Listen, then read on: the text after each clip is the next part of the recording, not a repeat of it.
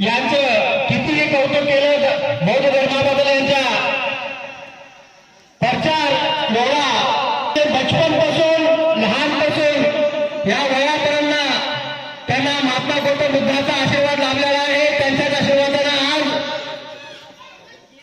या महाकारुण्य तथागत महात्मा गौतम बुद्ध यांच्या मूर्तीची आज स्थापना दिवस म्हणून व मूर्तीचं अनावरण म्हणून त्या महाराजांच्या हाताने थोड्याच वेळामध्ये झालेला आहे व तसेच सन्मानाचा कार्यक्रम सुद्धा थोड्या वेळामध्ये सुरू होणार आहे. रमामाता ಮತ್ತು बाबा साहेब अंबेडकर ಇವರ ಪ್ರತಿಮೆಗೆ ಪುಷ್ಪಹಾರ पुष्पहार लाभ तुम्हारे हाथ में का तुम्हारे हाथ में इधर आओ. चंद्रमा भाई हाँ करिए रमा भाई अगरबत्ती. हॅलो. पूज्य स्वामीजी श्री चन्नवीर शिवाचार्य स्वामीजी यांच्या हातचे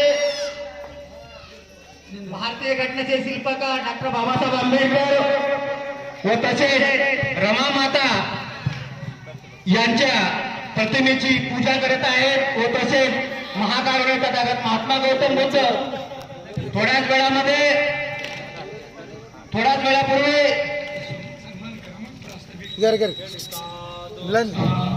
गुरुजी विहाराचा हा कार्यक्रम सर्वांनी सहभागी होऊन या कार्यक्रमामध्ये शोभा वाढवली. सर्व कार्यकर्त्यांना व बाहेरून आलेल्या कार्यकर्त्यांना हार्दिक अभिनंदन. कೈ जोडसरी ಎಲ್ಲರೂ बसलेले सर्व बौद्ध उपासक उपासिका याला सांगण्यात येते की नम्र विनंती करत आहोत की त्रिशण पंचशीलते हे कार्यक्रम सुरुवात करत आहोत. तरी सर्व मंडळी डोक्यावरले टोपी काढावं आणि हात जोडून आमचं त्रिशण पंचशील चालू. बुद्धं नमामि धम्मं नमामि संघं नमामि नमो तस्स भगवतो अरहतो सम्मा संबुद्धस्स भगवतो अरहतो सम्मा संबुद्धस्स नमो तस्स भगवतो अरहतो सम्मा संबुद्धस्स नमो तस्स भगवतो अरहतो सम्मा संबुद्धस्स नमो तस्स भगवतो अरहतो सम्मा संबुद्धस्स नमो तस्स भगवतो अरहतो सम्मा संबुद्धस्स बुद्धं शरणं गच्छामि बुद्धं शरणं गच्छामि धम्मं शरणं गच्छामि धम्मं शरणं गच्छामि संघं शरणं गच्छामि संघं शरणं गच्छामि द्वितीयंपि बुद्धं शरणं गच्छामि द्वितीयंपि बुद्धं शरणं गच्छामि द्वितीयंपि धम्मं शरणं गच्छामि द्वितीयंपि धम्मं शरणं गच्छामि द्वितीयंपि संघं शरणं गच्छामि द्वितीयंपि संघं शरणं गच्छामि तृतीयंपि बुद्धं शरणं गच्छामि तृतीयंपि बुद्धं शरणं गच्छामि तृतीयंपि धम्मं शरणं गच्छामि तृतीयंपि धम्मं शरणं गच्छामि तृतीयंपि संघं शरणं गच्छामि तृतीयंपि संघं शरणं गच्छामि समाधियामि पाणातिपाता वेरमणि शिक्षापदं समादियामि आदिन्नदाना वेरमणि सिक्खापदं समादियामि आदिन्नदाना वेरमणि शिक्षापदं समादियामि कामेषु मिच्छाचारा वेरमणि सिक्खापदं समादियामि कामेषु मिच्छाचारा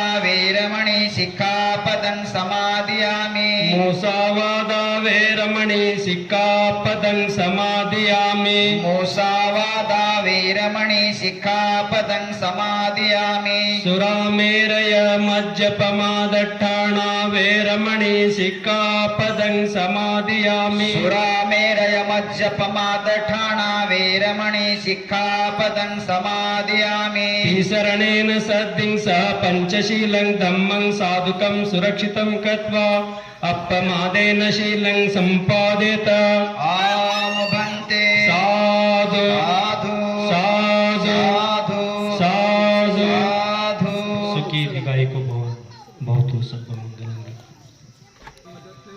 हारकुट शिवाचार्य स्वामीजी यांचं स्वागत मिलिंद गुरुजी करावं. मी यांना मिलिंद गुरुजी यांना विनंती करतो.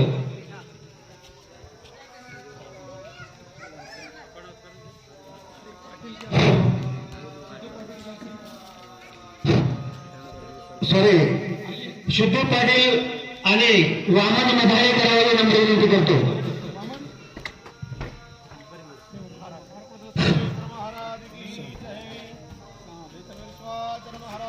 आमच्या या उमापूर गावामध्ये महाराजाचं आगमन झाल्याबद्दल हार्दिक अभिनंदन. स्वामीजीच्या हातानं हारकुट मठ स्वामीजीच्या हातानं आमचे आदरणीय मिलिंद गुरुजी यांचा सन्मान होत आहे. हारकुट मठ स्वामीजी यांच्याकडून मिलिंद गुरुजी यांचा सन्मान होत आहे. मिलिंद गुरुजी सन्मान स्वीकारून घेऊन नम्र विनंती.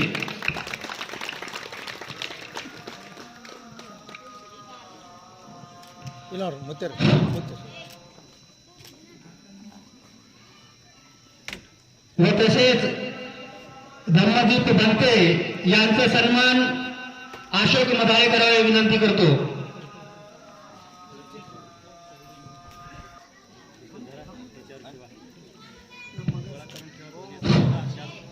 व तसेच बौद्धाचार्य रवींद्रजी गुरुजी यांचा सन्मान बालाजी कांबळे करावे नम्र विनंती करतो.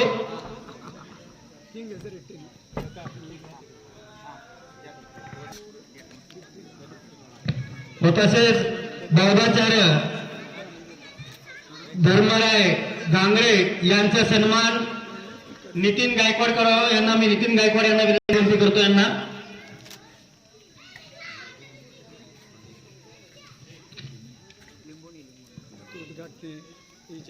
Sorry लिंबोनी Paranjape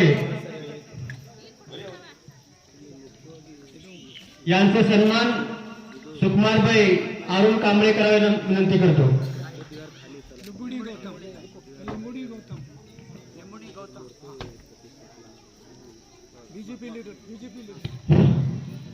BJP leader लिंबोनी Gautam Paranjape यांचा सन्मान त्यांनी स्वीकारून घ्यावं. समाजामध्ये असे माणसं जन्माला येण्यासाठी लय वेळ जातो. त्या तरी आमच्या गावामध्ये आम्ही नशीब मानतो. असे माणसं पुण्यवान माणसं आमच्या उमापूर गावामध्ये जन्म घेऊन आमच्या उमापूर गावाचं दूर दूर गावामध्ये या भारत देशामध्ये पूर्ण दिल्लीपर्यंत आमच्या मिलिंद गुरुजीचं नाव म्हणजे मिलिंद गुरुजी वगैरे आम्हाला उमापूर गाव म्हणून ओळखलं जातं. याच्या दिवशी आम्ही खरोखर आज सांगायचं म्हणजे आजच्या या दिवशी आज एवढी जनता महिला पुरुष आणि सर्वजण कार्यकर्ते थांबलेले आहेत. आज त्याचं एकमेव कारण म्हणजे मिलिंद गुरुजी यांच्या आशीर्वादामुळं आज या कार्याला सुरुवात होऊन सुद्धा चांगल्या प्रकारे आम्ही चालू केलेला आहे व संपन्न सुद्धा चांगल्या प्रकारे आम्ही करू. आणि पुढील कार्यक्रम मिलिंद गुरुजी सूत्रसंचालक सांगतील. मी विनंती करतो गुरुजींना.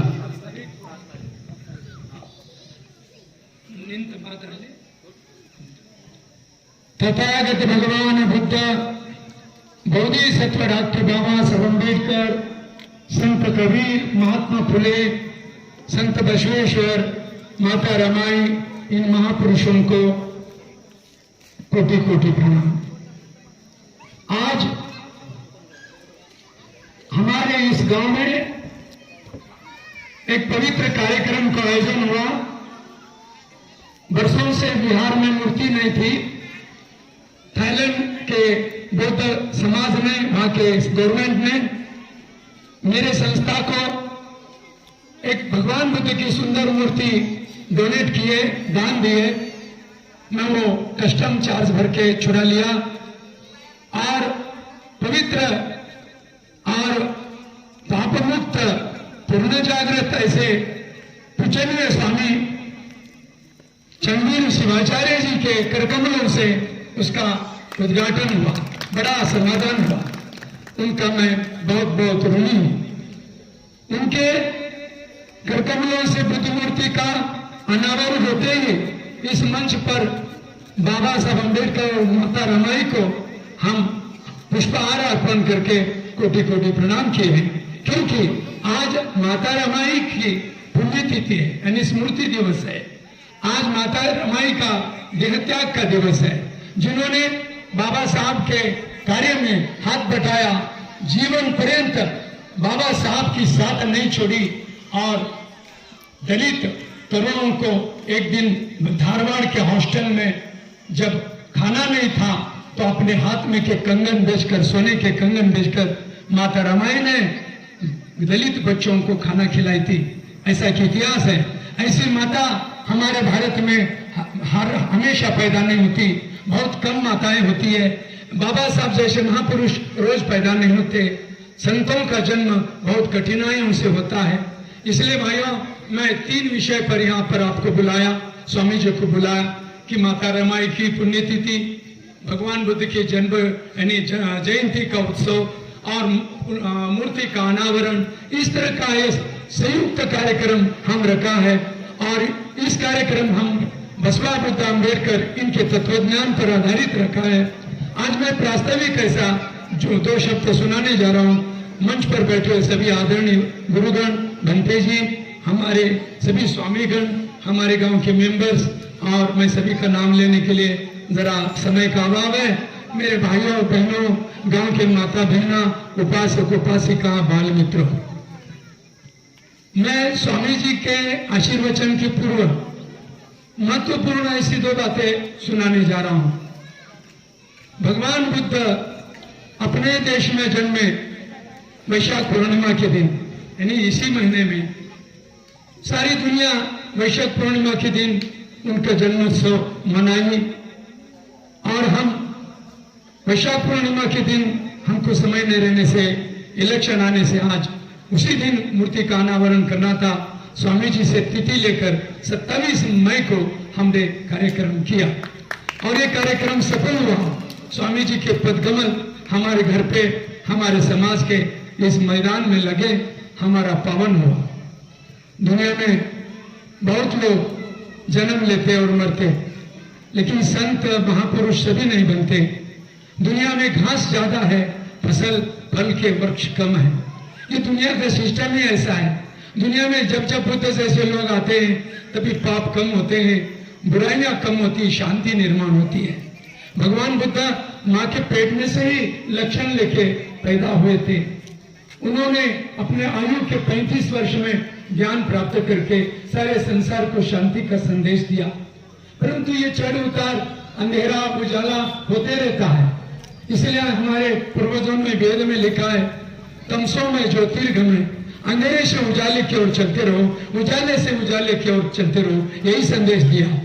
इसलिए मैं आज इतना ही कहूंगा, मैं जो कार्यक्रम रखा हूं, मेरा उद्देश्य यही है कि हमारे समाज के ही लोग नहीं, हमारे देश के लोग बुद्ध, बसवा, अम्बेडकर ऐसे महापुरुषों के, अप्पा जी के जैसे महापुरुषों के अनमोल विचार सुनकर उसका आचरण करें और अपने मन को, अपने काया को, अपने वाणी को शुद्ध कर लें।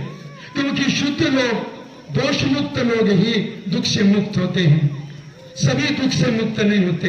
जो दुख से मुक्त होते हैं, जिनको ज्ञान प्राप्त होता है, वही संत बुद्ध कहलाते हैं।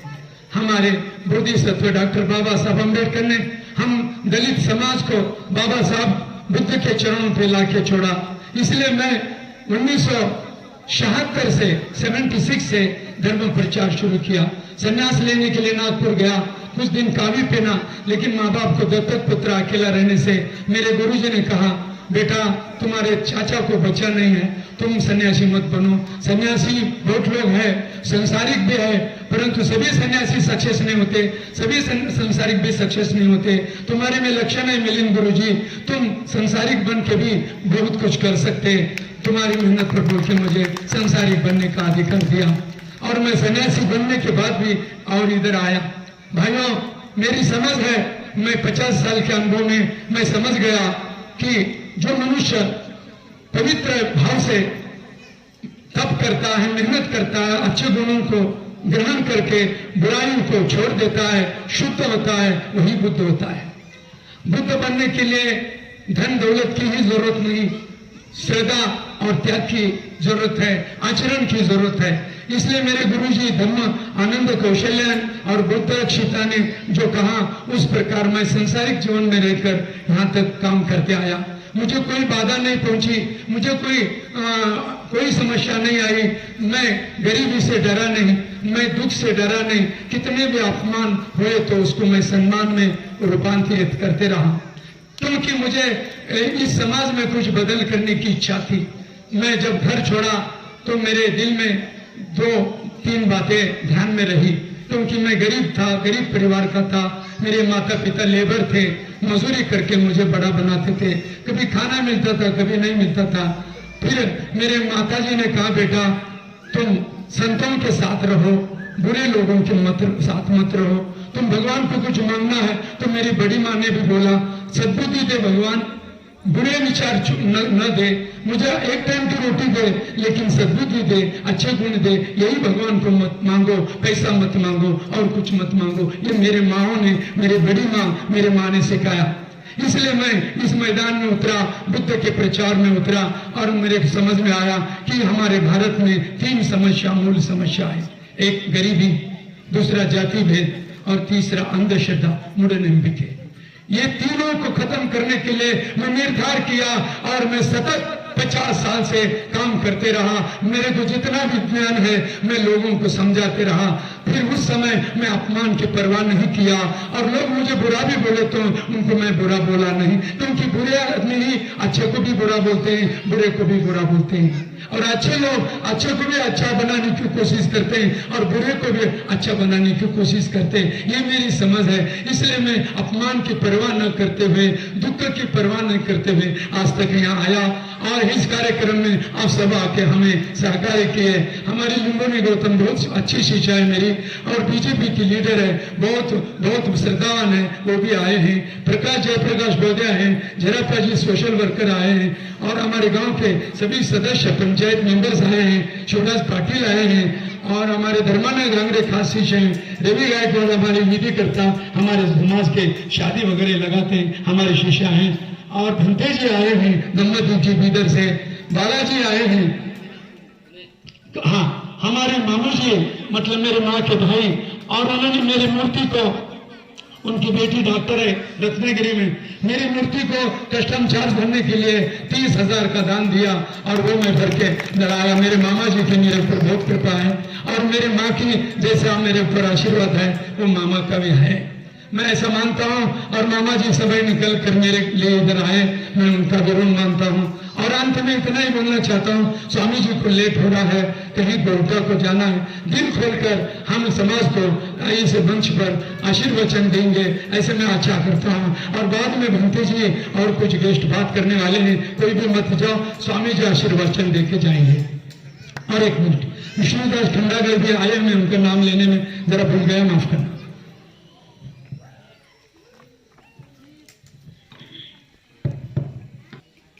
ओम पूर्णमदः पूर्णमिदं पूर्णात् पूर्णमुदच्यते पूर्णस्य पूर्णमादाय पूर्णमेवावशिष्यते। ओम शांति शांति शांति। यं शैवा समुपासते शिवैति ब्रह्मेति वेदान्तिनो बौद्धा बुद्ध इति प्रमाणपटवः कत्तेति नैयायिकाः अर्हन्नित्यत जैन शास्त्ररता कर्मेति मीमांसकाः सोऽयं विदधात वाञ्छित फलं त्रैलोक्यनाथ सचराचरम्। ವಿಶ್ವದ ಮಹಾನ್ ಸಂತರಲ್ಲಿ ಅತ್ಯಂತ ಶ್ರೇಷ್ಠ ದಾರ್ಶನಿಕರಾಗಿ, ಸಂತರಾಗಿ, ಬಡವರ ಉದ್ಧಾರಕರಾಗಿ, ಧರ್ಮದ ಉದ್ಧಾರಕರಾಗಿ ಕಾರ್ಯವನ್ನು ಮಾಡಿರುವಂತಹ ಮಹಾನ್ ಚೈತನ್ಯ ಮೂರ್ತಿಗಳಾಗಿ ಇಡೀ ವಿಶ್ವದ ಜನತೆಯ ಹೃದಯದಲ್ಲಿ ಚಿರಸ್ಥಾಯಿಯಾಗಿ ನಿಂತಿರುವಂತಹ ಶ್ರೀರತ್ನರಾಗಿರ್ತಕ್ಕಂತಹ ಪರಮ ಪೂಜ್ಯ ಬುದ್ಧ ಬಸವ ಅಂಬೇಡ್ಕರ್ ಅವರ ಶ್ರೀಚರಣಕ್ಕೆ ಅನಂತ ಕೋಟಿ ಪ್ರಣಾಮಗಳನ್ನು ಸಮರ್ಪಿಸಿ, ರಮಾಬಾಯಿ ತಾಯಿಯವರಿಗೆ ವಂದಿಸಿ, ಈ ಒಂದು ಪವಿತ್ರ ಸಮಾರಂಭದಲ್ಲಿ ಭಗವಾನ್ ಬುದ್ಧರ ಮೂರ್ತಿಯ ಅನಾವರಣದ ಈ ಪವಿತ್ರ ಕಾರ್ಯಕ್ರಮಕ್ಕೆ ಆಗಮಿಸಿ ಪಾವನ ನೇತೃತ್ವವನ್ನು ವಹಿಸಿರುವಂತಹ ಪರಮ ಪೂಜ್ಯ ಭಂತೇಜಿ ಧಮ್ಮದೀಪ್ ಅವರೇ ಮತ್ತು ಈ ಎಲ್ಲ ಕಾರ್ಯಕ್ರಮದ ರೂವಾರಿಗಳಾಗಿ ಇಡೀ ತಮ್ಮ ಜೀವನದ ತಮ್ಮ ದೇಹವನ್ನು ಬೌದ್ಧ ಧರ್ಮದ ಪ್ರಸಾರಕ್ಕಾಗಿ ಮೀಸಲಾಗಿಟ್ಟು ತನು ಮನ ಧನದಿಂದ ಸೇವೆಯನ್ನು ಮಾಡಿ ಕಲ್ಯಾಣ ಕರ್ನಾಟಕ ಭಾಗವಷ್ಟೇ ಅಲ್ಲ ಇಡೀ ಭಾರತ ದೇಶವನ್ನು ಸುತ್ತಾಡಿ ಬೇರೆ ಬೇರೆ ದೇಶಗಳಿಗೂ ಕೂಡ ಬೌದ್ಧ ಧರ್ಮದ ಪ್ರಸಾರವನ್ನು ಮಾಡಿರುವಂತಹ ಮಹಾನ್ ಶರಣರಾಗಿ ಕಾರ್ಯವನ್ನು ಮಾಡಿರುವಂತಹ ಸನ್ಮಾನ್ಯ ಶ್ರೀ ಮಿಲಿಂದ್ ಗುರೂಜಿಯವರಿಗೆ ವಂದಿಸಿ ಈ ಒಂದು ಪವಿತ್ರ ಕಾರ್ಯಕ್ರಮಕ್ಕೆ ಆಗಮಿಸಿರುವಂತಹ ಸಹೋದರಿ ಲುಂಬಿನಿ ಗೌತಮ್ ಅವರೇ, ಕಾಶಿನಾಥ್ ಫುಲೆ ಅವರೇ, ಯಾವತ್ತೂ ಉಮ್ಮಾಪುರ ಗ್ರಾಮದ ಎಲ್ಲ ಅನುಭಾವಿಗಳೇ, ಹಿರಿಯರೇ, ಮಾತೆಯರೇ, ಮಕ್ಕಳೇ, ನಿಮ್ಮೆಲ್ಲರ ಹೃದಯ ಮಂದಿರದಲ್ಲಿರುವಂತಹ ಭಗವಾನ್ ಬುದ್ಧರ ಶ್ರೀಚರಣಕ್ಕೆ ಅನಂತ ಕೋಟಿ ಕೋಟಿ ಶರಣಾರ್ಥಿಗಳು. ಇಂದಿನ ಪವಿತ್ರ ಸಮಾರಂಭ ನೋಡಿದಾಗ ಬಹಳ ಸಂತೋಷ ಆಗ್ತಾ ಇದೆ. ಕನ್ನಡದಲ್ಲಿ ಅನುಭಾವಿ ಕವಿಗಳು ಒಂದು ಮಾತನ್ನು ಹೇಳ್ತಾ ಇದ್ದಾರೆ. ಹಲವು ಮಾತೇನು ನೀನೊಲಿದು ಪಾದವನಿಟ್ಟ, ನೆಲವೇ ಸುಕ್ಷೇತ್ರ, ಜಲವೇ ಪಾವನ ತೀರ್ಥ, ಸುಲಭ ಶ್ರೀ ಗುರುವೇ ಕೃಪೆಯಾಗು. ಈ ಒಂದು ಕನ್ನಡದ ನುಡಿಯ ಅರ್ಥ ಏನಂದ್ರೆ, ಎಲ್ಲಿ ಒಬ್ಬ ಮಹಾತ್ಮರ ಪಾದಾರ್ಪಣೆ ಆಗ್ತಾ ಇದೆ, ಮಹಾತ್ಮರ ಮೂರ್ತಿಯ ಪ್ರತಿಷ್ಠಾಪನೆ ಆಗ್ತಾ ಇದೆ, ಮಹಾತ್ಮರ ದರ್ಶನ ಆಗ್ತಾ ಇದೆ, ಆ ಸ್ಥಾನ ನೆಲವಾಗಿ, ಸಾಮಾನ್ಯ ಊರಾಗಿ ನೆಲವಾಗಿ ಉಳಿಯೋದಿಲ್ಲ. ಆ ಗ್ರಾಮ ಹೇಗೆ ಕಾಣ್ತಾ ಇದೆ ಅಂದ್ರೆ ಪುಣ್ಯ ಕ್ಷೇತ್ರವಾಗಿ ಕಾಣ್ತಾ ಇದೆ ಅನ್ನೋದಕ್ಕೆ ಉಮ್ಮಾಪುರ ಗ್ರಾಮದ ಭಗವಾನ್ ಬುದ್ಧರ ಮೂರ್ತಿ ಅನಾವರಣೆ ಕಾರ್ಯಕ್ರಮವೇ ಸಾಕ್ಷಿ. ಇಂದು ಭಗವಾನ್ ಬುದ್ಧರ ಮೂರ್ತಿಯ ಅನಾವರಣ ಆಗಿದೆ. ಥೈಲ್ಯಾಂಡ್ನಿಂದ ತರಿಸಿದ್ದಾರೆ, ಕಾಣಿಕೆಯಾಗಿ ಕೊಟ್ಟಿದ್ದಾರೆ. ಅದು ಸಾಮಾನ್ಯ ಮೂರ್ತಿ ಅಲ್ಲ. ಭಗವಾನ್ ಬುದ್ಧರ ಮೂರ್ತಿಯನ್ನ ತದೇಕ ಚಿತ್ತದಿಂದ ನೋಡಿದಾಗ ಇಂತಹ ಮೂರ್ತಿ ಅಲ್ಲ. ಭಗವಾನ್ ಬುದ್ಧರ ಮೂರ್ತಿ ಅಂದ್ರೆ ಐತಿಹಾಸಿಕ ವ್ಯಕ್ತಿಯಾಗಿ ಇಡೀ ಜಗತ್ತಿನಲ್ಲಿ ಬೌದ್ಧ ಧರ್ಮವನ್ನು ಸ್ಥಾಪನೆ ಮಾಡಿ ಜಗತ್ತಿಗೆ ಕೃಪಾಶೀರ್ವಾದ ಮಾಡಿದಂಥ ಮಹಾನ್ ಯೋಗಿ ಯಾರಾದರೂ ಇದ್ರೆ ಅವರು ಭಗವಾನ್ ಬುದ್ಧರು ಎನ್ನುವಂಥ ಮಾತನ್ನು ಹೇಳಬೇಕಾಗ್ತದೆ. ಅವರ ಸಂದೇಶದಲ್ಲಿ ಮಹತ್ವದ ಒಂದು ಮಾತನ್ನು ಹೇಳ್ತಾ ಇದ್ದಾರೆ. ಆಶೆಯೇ ದುಃಖಕ್ಕೆ ಕಾರಣ. ಮಹತ್ವದ ಮಾತನ್ನು ಭಗವಾನ್ ಬುದ್ಧರು ಹೇಳ್ತಾ ಇದ್ದಾರೆ. ಆಶೆಯೇ ದುಃಖಕ್ಕೆ ಕಾರಣ, ಆಶೆಯನ್ನು ಗೆಲ್ಲುವುದೇ ಸುಖದ ಸೋಪಾನ. ಒಂದು ಸಲ ಪರದೇಶದ 21 ವರ್ಷದ ಯುವಕ ಭಾರತ ದೇಶದ ಸಂತರ ಸಾಮೀಪ್ಯಕ್ಕೆ ಬಂದು ಪಾದಕ್ಕೆ ನಮಸ್ಕಾರ ಮಾಡಿ ಅಮೆರಿಕ ದೇಶದ ಯುವಕ ಭಾರತ ದೇಶದ ಸಂತರಿಗೆ ಕೇಳ್ತಾ ಇದ್ದಾರೆ, ಏನ್ರಿ ಮಹಾನ್ ಸಂತರೇ, ಇಂಗ್ಲಿಷ್ನಲ್ಲಿ ಕೇಳ್ತಾ ಇದ್ದಾರೆ, ಐ ವಾಂಟ್ ಪೀಸ್. ಭಾರತ ದೇಶದ ಸಂತರು ಹೇಳ್ತಾ ಇದ್ದಾರೆ, ಏನ್ ಬೇಕಪ್ಪ ನಿನಗ? I want peace. ನನಗೆ ಶಾಂತಿ ಬೇಕು ಗುರುವೇ, ಶಾಂತಿ ಬೇಕಂತ ತಿಳ್ಕೊಂಡು ಕೇಳಿದಾಗ ಭಾರತ ದೇಶದ ಸಂತರು ಹೇಳ್ತಾ ಇದ್ದಾರ, ನೀನು ಹೇಳುವ ಮಾತಿನಲ್ಲಿಯೇ ಶಾಂತಿ ಇದೆ. ಹೆಂಗಂದ್ರ ಐ ವಾಂಟ್ ಪೀಸ್ 3 ಶಬ್ದ ಹೇಳ್ತಾ ಇದ್ರಿ. ಐ ಮತ್ತು ವಾಂಟ್ 2 ತೆಗೆದು ಬಿಡು. ಅದರ ಅರ್ಥ ಐ ಅಂದ್ರ ನಾನು ಎನ್ನುವಂತ ಅಹಂಕಾರ, ವಾಂಟ್ ಅಂದ್ರ ಬೇಕು ಎನ್ನುವಂತ ಆಸೆ. ಅಹಂಕಾರ ಮತ್ತು ಆಸೆ ಬಿಟ್ಟು ಬಿಡು, ಶಾಂತಿ ನಿನ್ನಲ್ಲಿಯೇ ಇರ್ತಾ ಇದೆ ಅನ್ನುವಂಥ ಮಾತನ್ನ ಅನುಭಾವಿಗಳು ಹೇಳ್ತಾ ಇದ್ದಾರೆ. ಆ ದಿಶೆಯಲ್ಲಿ ಇಡೀ ಜಗತ್ತಿನಲ್ಲಿ ಅತ್ಯಂತ ಶ್ರೇಷ್ಠ ದಾರ್ಶನಿಕ ಸಂತರು ಆಗಿ ಹೋಗಿರ್ತಕ್ಕಂತಹ ನಾಡು, ಇಡೀ ಒಂದು ಭಗವಾನ್ ಬುದ್ಧರಿಗೆ ಜ್ಞಾನೋದಯ ಪ್ರಾಪ್ತವಾಗಿರ್ತಕ್ಕಂತಹ ದೇಶ ಯಾವುದಾದ್ರೂ ಇದ್ರೆ ಅದು ಭಾರತ ದೇಶ ಅನ್ನುವಂಥ ಮಾತನ್ನು ಹೇಳಬೇಕಾಗ್ತಾ ಇದೆ. ಬುದ್ಧನ ಸಂದೇಶ, ಬುದ್ಧನ ಜನನ ಇದೇ ದೇಶದಲ್ಲಿ ನೇಪಾಳದಲ್ಲಿ ಆಗಿದೆ. ಮೊದಲಿನ ಕಾಲಕ್ಕೆ ನೇಪಾಳ ಕೂಡ ಭಾರತ ದೇಶದಲ್ಲಿ ಅಂಗವಾಗಿತ್ತು. ಜ್ಞಾನ ಪ್ರಾಪ್ತಿಯಾಗಿರ್ತಕ್ಕಂಥದ್ದು ಬುದ್ಧ ಗಯೆಯಲ್ಲಿ. ಅಂತಹ ಬುದ್ಧರ ಧರ್ಮೋಪದೇಶವನ್ನ ತಾವೆಲ್ಲರೂ ಕೂಡ ಭಕ್ತಿ, ಶ್ರದ್ಧೆ, ನಿಷ್ಠೆಯಿಂದ ಮಾಡ್ತಾ ಇದ್ದೀರಿ. ಆದ್ರೆ ಒಂದು ಮಾತು ಬರ್ತಾ ಇದೆ, ಇಂಥ ಸಂತರ ತತ್ವವನ್ನ ಇವತ್ತು ನಮ್ಮ ಶರಣರು ಮಿಲಿಂದ್ ಗುರೂಜಿಯವರು ಪ್ರಚಾರ ಮಾಡ್ತಾ ಇದ್ದಾರೆ. ಅದರ ಅನುಭಾವಿಗಳು ಹಿಂದಿಯಲ್ಲಿ ಒಂದು ಮಾತನ್ನು ಹೇಳ್ತಾ ಇದ್ದಾರೆ, ಸಂಸಾರವೇ ಸಬ್ಸೆ ಬಡ ಅಧಿಕಾರ. ಈ ಸಂಸಾರದಲ್ಲಿ ಶ್ರೇಷ್ಠವಾಗಿರ್ತಕ್ಕಂಥ ಅಧಿಕಾರ ಯಾರಿಗೆ ಸಿಗ್ತಾ ಇದೆ ಅಂದ್ರೆ ಸಂಸಾರ में सबसे बड़ा अधिकार सेवा और त्याग से पैदा होता है, सेवा और त्याग से पैदा. ಆ ದಿಶೆಯಲ್ಲಿ ನಮ್ಮ ಮಿಲಿಂದ್ ಗುರುಜಿ ಅವರ ಗೃಹಸ್ಥರಿದ್ರ ಅಂತ ತಿಳ್ಕೊಂಡು ಹಾಗೆ ವ್ಯಥೆ ಪಡಬೇಕಾಗಿಲ್ಲ.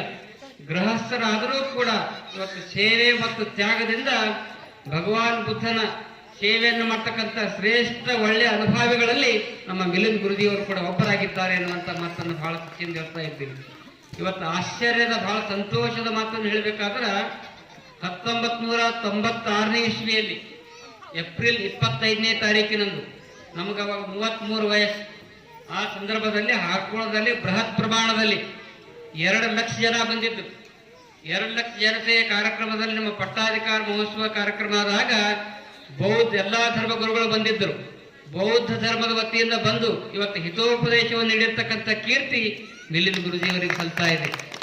96ನೇ ಇಸ್ವಿಯಿಂದ ಅವರಿಗೂ ಕೂಡ ನಮಗೆ ಸಂಪರ್ಕ. ಮಿಲಿಂದ್ ಗುರುಜಿಯವರು ಇವತ್ತು ಧರ್ಮಗಳೇ ಬೇರೆ ಆಗಿರಬಹುದು, ಆದ್ರೆ ಧರ್ಮದ ಗುರಿ ಒಂದೇ. ಧರ್ಮಗಳು ಬೇರೆ, ಧರ್ಮತ್ವ ಒಂದೇ. ಮಾನವರು ಹಲವರು, ಮಾನವತ್ವ ಒಂದು. ಪಶುಗಳು ಹಲವು, ಪಶುತ್ವ ಒಂದು.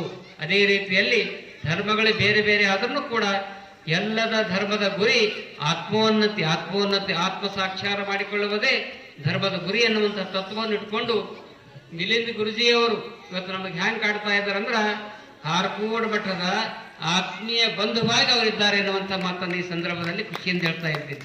ಆ ದಿಶೆಯಲ್ಲಿ ಇವತ್ತು ಅನುಭಾವಿಗಳು ತಾವೆಲ್ಲರೂ ಕೂಡ ಈ ಕಾರ್ಯಕ್ರಮದಲ್ಲಿ ಭಾಗಿಯಾಗಿದ್ದೀರಿ. ಭಗವಾನ್ ಬುದ್ಧರ ಮೂರ್ತಿ ನಿಮಗೇನಾದರೂ BP, ಶುಗರ್, ಮಾನಸಿಕ ಚಂಚಲತೆ ಆದಾಗ ಡಾಕ್ಟರ್ ಹತ್ತಿರ ಹೋಗ್ತಾ ಇದ್ದೀರಿ. ಆದರೆ ಡಾಕ್ಟರ್ ನಿಮ್ಮ ರೋಗವನ್ನ ನಿವಾರಣೆ ಮಾಡ್ತಾ ಇದ್ದ. ಡಾಕ್ಟರ್ ಹತ್ತಿರ ಹೋದಾಗ ನಿಮ್ಮ ರೋಗ ನಿವಾರಣೆ ಮಾಡ್ತಾ ಇದ್ದಾನೆ. ಜ್ವರ ಬಂದ್ರೆ ಇಂಜೆಕ್ಷನ್ ಕೊಡ್ತಾರೆ. ಆದರೆ ನಮ್ಮ ಮನಸ್ಸಿನಲ್ಲಿರ್ತಕ್ಕಂಥ ಭವರೋಗವನ್ನ ನಿವಾರಣೆ ಮಾಡ್ತಕ್ಕಂಥ ಮಹಾವೈದ್ಯ ಒಬ್ಬಿದ್ದಾನ, ಅವರೇ ಭಗವಾನ್ ಬುದ್ಧರು, ಭಗವಾನ್ ಬುದ್ಧರು ಎನ್ನುವಂಥ ಮಾತನ್ನು ಹೇಳ್ತಾ ಇದ್ದೀವಿ. ಆ ದಿಶೆಯಲ್ಲಿ ಇಂದು ರಮಾಬಾಯಿ ತಾಯಿಯವರ ಪುಣ್ಯ ಸ್ಮರಣೋತ್ಸವದ ಕಾರ್ಯಕ್ರಮ. ರಮಾಬಾಯಿ ತಾಯಿಯವರು ಇವತ್ತು ಹೆಂಗಿದ್ದಾರಂದ್ರೆ ತಾವೆಲ್ಲರೂ ಕೂಡ ತಾಯಂದಿರಾಗಿ ಮಕ್ಕಳನ್ನು ಹೆತ್ತಿದ್ದೀರಿ. ಆದರೆ ರಮಾಬಾಯಿ ತಾಯಿಯವರು ಭಾರತ ದೇಶದ 40 ದೇಶದಲ್ಲಿರ್ತಕ್ಕಂಥ ಎಲ್ಲಾ ಬೌದ್ಧ ಧರ್ಮೀಯರಿಗೆ ಆತ್ಮೀಯ ತಾಯಿ ಯಾರಾದ್ರಿದ್ರೆ ರಮಾಬಾಯಿ ತಾಯಿಯವರು ಎನ್ನುವಂಥ ಮಾತನ್ನು ಹೇಳ್ತಾ ಇದ್ದೀನಿ. ಯಾಕಂದ್ರೆ ಮಹಾನ್ ಅನುಭಾವಿಯಾಗಿರ್ತಕ್ಕಂಥ ಅಂಬೇಡ್ಕರ್ ಅವರ ಧರ್ಮಪತ್ನಿಯವರು.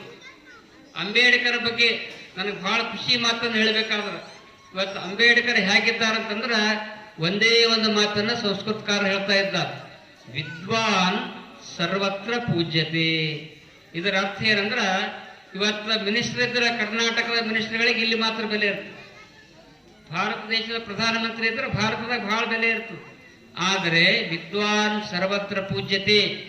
ಇಡೀ ಜಗತ್ತಿನ ಜನ ಎಲ್ಲಾ ಧರ್ಮದವರು ಒಬ್ಬ ಮಹಾಜ್ಞಾನಿ ಅಂತ ತಿಳ್ಕೊಂಡು ಗೌರವವನ್ನು ಕೊಡ್ತಕ್ಕಂಥ ಮಹಾನ್ ಶರಣರು, ಮಹಾನ್ ಅನುಭಾವಿ ಸಂತ ಯಾರಾದ್ರಿದ್ರೆ ಅವರೇ ನಮ್ಮ BR ಅಂಬೇಡ್ಕರ್ ಅವರು ಎನ್ನುವಂಥ ಮಾತನ್ನು ಹೇಳ್ತಾ ಇದ್ದೀವಿ.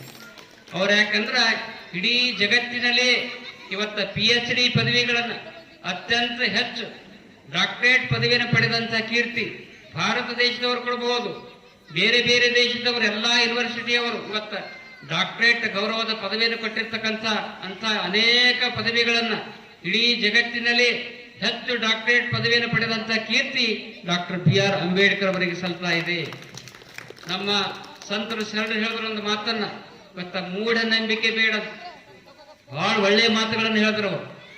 ಮೂಢನಂಬಿಕೆ ಬೇಡ, ಆದರೆ ಮೂಲ ನಂಬಿಕೆ ಇರಲಿ. ಮೂಢನಂಬಿಕೆ ಬೇರೆ, ಮೂಢನಂಬಿಕೆ ಬೇರೆ.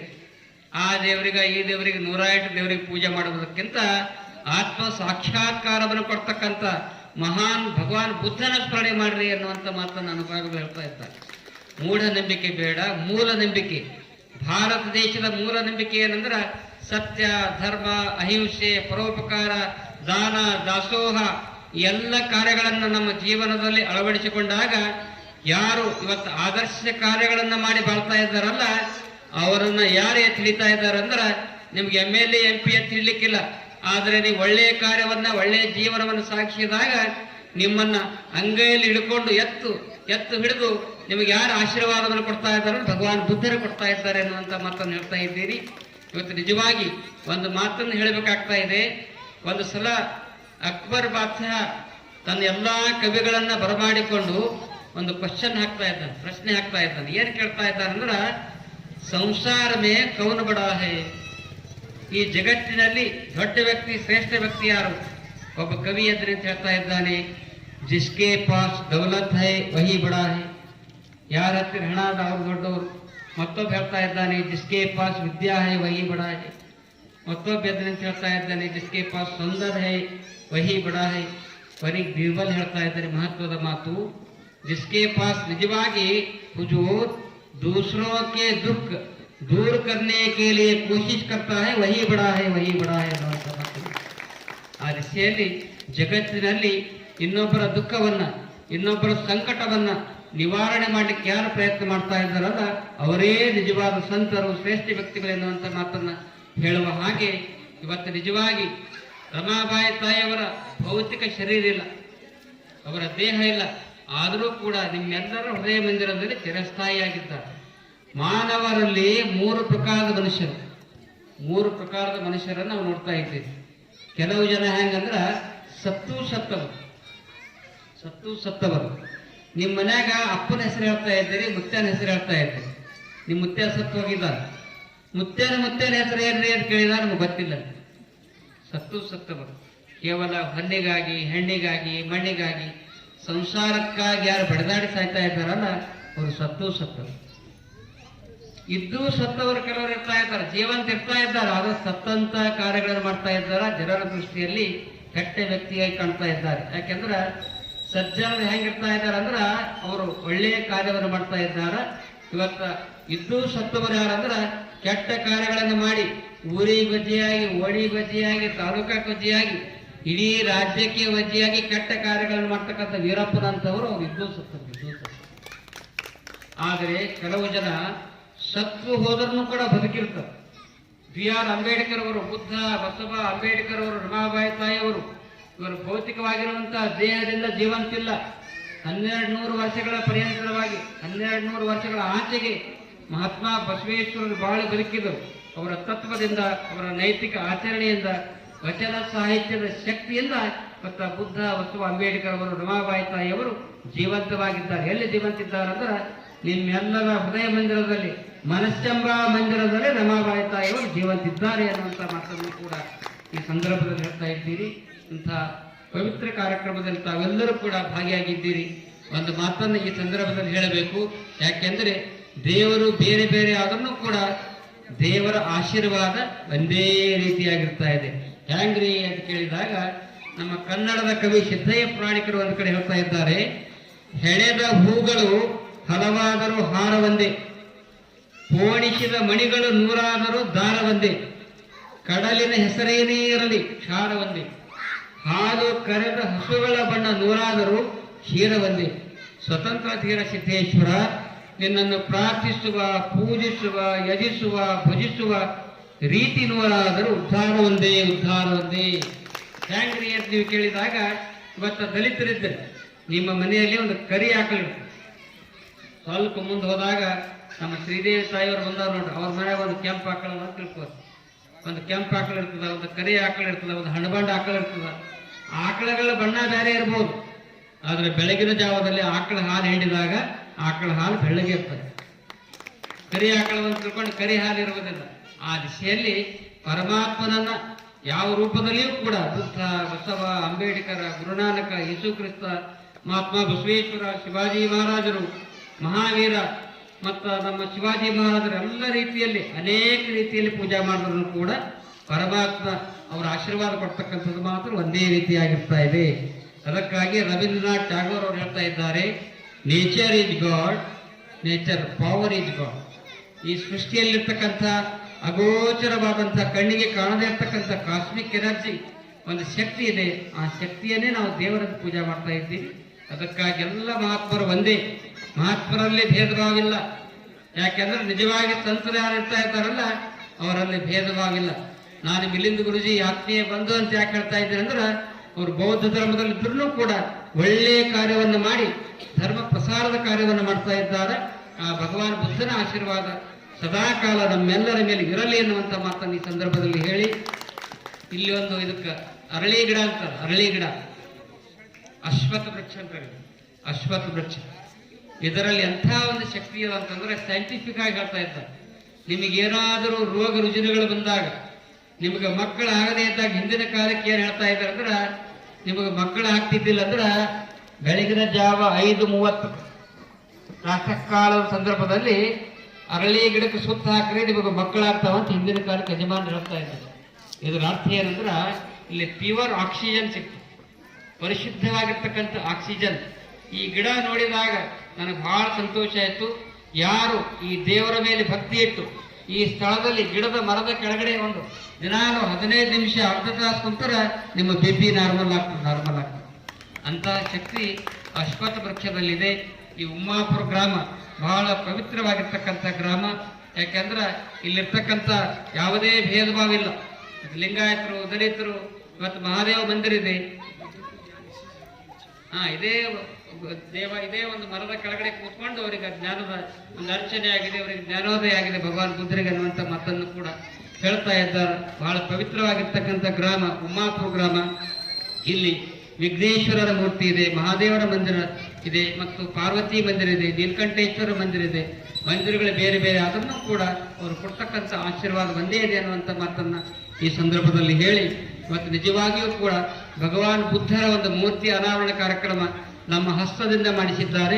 ಆದರೆ ನಾವು ಹ್ಯಾಂಗ್ ಮಾಡಿವೆ ಅಂತಂದ್ರೆ, ನಿಜವಾಗಿ ಭಗವಾನ್ ಬುದ್ಧನ ಮೇಲೆ ಶ್ರದ್ಧೆ, ಭಕ್ತಿ, ವಿಶ್ವಾಸವನ್ನಿಟ್ಟು ಆ ಮೂರ್ತಿ ಅನಾವರಣದ ಕಾರ್ಯಕ್ರಮವನ್ನು ಮಾಡಿವೆ ಎನ್ನುವಂಥ ಮಾತನ್ನು ಕೂಡ ಈ ಸಂದರ್ಭದಲ್ಲಿ ಹೇಳಿ, ಇಂತಹ ಪವಿತ್ರ ಕಾರ್ಯಕ್ರಮಕ್ಕೆ ನಮ್ಮ ಧಮ್ಮೇಜಿ